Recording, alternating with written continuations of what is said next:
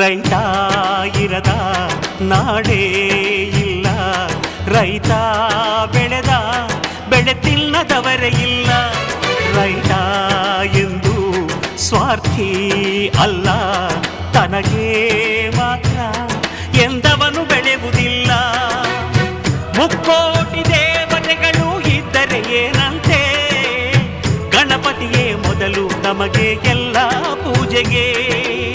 ದುಡಿಯೋ ಕೋಟಿ ಯಂತ್ರಗಳಿದ್ದರು ಏನಂತೆ, ರೈತಾನೇ ಮೊದಲ ಮಾನವ ಯಂತ್ರ ಭೂಮಿಗೆ.